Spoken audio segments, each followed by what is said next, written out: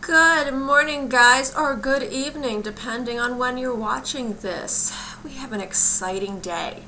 Today, we are going to be looking at logarithmic functions. So as you can see here, we are on page 36.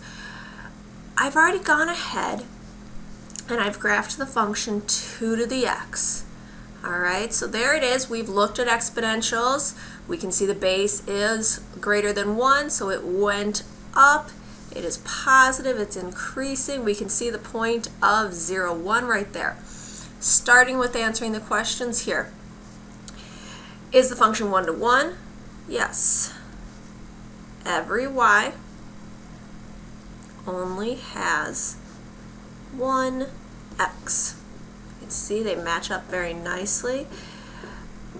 For this, when we do the inverse, every x will only have one y then.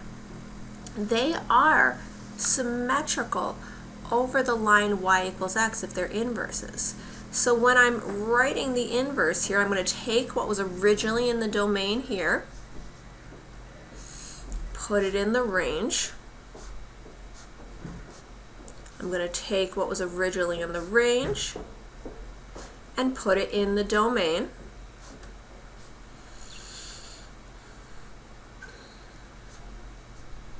And then we can plot those. So we have 1/8, -3,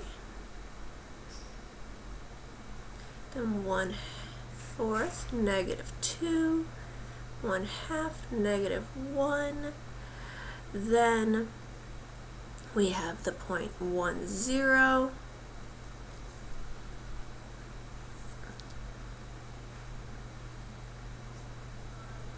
then we have the point 2, 1,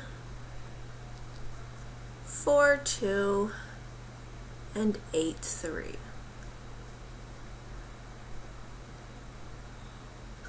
And we can see it reflected nicely over that line. So when we're defining, because when we would do an inverse, the first thing we would do is switch the x and the y. So that would now look like this. And that's a problem because we're not sure what to do. So as I look at this, when we're going to take inverses of exponentials, they end up looking like this. They have a logarithmic inverse. So you can see how the things matched up. The base b sits down there in a subscript.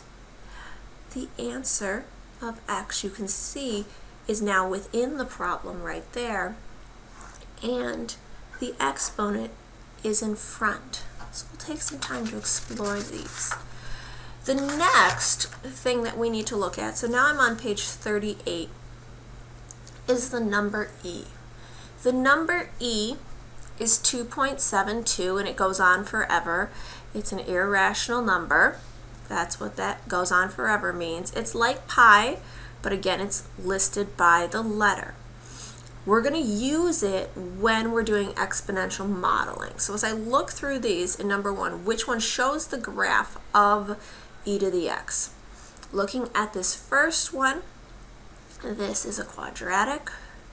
Looking at this one, we have it's hitting 1, 2, 3 times there, so we know that we have a cubic there. So it comes down to these two that look exponential, and we're going to use that the correct answer is 2.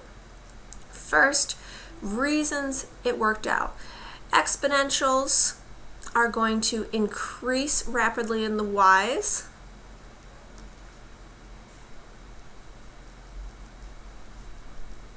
The range changes quickly. Because the base is greater than 1, it's an increasing function, okay? So the natural log, when I'm using a base of e, so as we're going to get into this, we can have a base of anything, all right? In this first example we did, we had a base of 2. You can have a base of any number that you choose. But if you pick that you have a base of e, that you would have log base e of x, then we write that as a special case of natural log. Okay? Every other number would be written in the base. Specifically, when it is e, we will use the natural log. All right, so flip over to page 39 and put some arrows. It's gonna get pretty exciting around here. So we are going to work on converting them back and forth. If I have an exponential and I want to go to log, the first thing we're going to notice, this base loops over to the number. So I have the base in the bottom right here, and then the number is right there. Think about, because logarithmic and exponentials are each other's inverse, we're switching x and y's. Then I complete the circle up here, that goes to p. So let's look at an example. In this one right here, the base is 2, so I will write log base 2. So you want to have the 2 where, within the loop of the g there. I'm going to draw right there, so log base 2 of 16, and that loops up here, equals 4. Now, in terms of being able to check on the calculator and things like that, when I'm here, the log buttons, you can see there's the parentheses, and then here's where we're going to work. There's the e to the x, and this says 10 to the x, and it's kind of a little helping code that natural logs go to the e, so they are connected by the button, and the log sits by the base 2. So we know 2 to the 4th is 16. That's what the question told us. So now we can say log, so I hit control and then the log button, base 2 of 16, and that's the 4 that we were looking for. Okay, so in the next one, we have an e involved. So you would start by saying log base e, loop over, of 8 is a. Log e just sounds funny. That's not actually why they did it, but we'll remember that we don't want to write log e. We will write natural log of 8 is equal to a. Okay? All right. Last one here. We have log base 3. Now that negative there, that's an annoying little negative, right? First, we don't want that in front of there. So I'm going to divide both sides by -1. And I'm going to have 3 to the a equals -1/9. Now we can even see how that's working. Here's my exponential. 3 to the -2 is going to make that 1/9. So we will write log base 3. Loop over, just like that.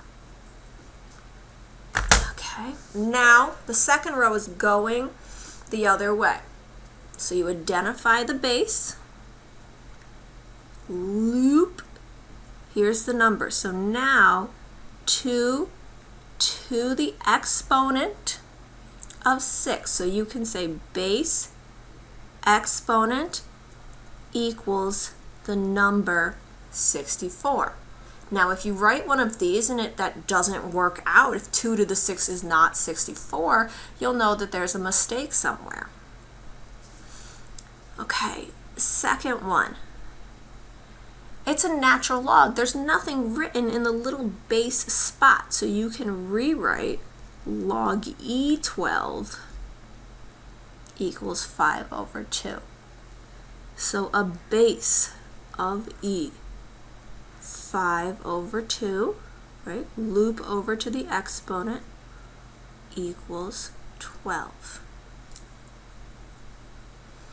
Now, last one over here, base of a, you can see it sitting right there, loop over to the exponent, equals 1 over a. And there's our base rule of if I have a negative exponent, it makes a fraction. So now the reason that we're getting into all of this excitement here. Inverses of exponential and logarithmic. So inverse means switch the x and y.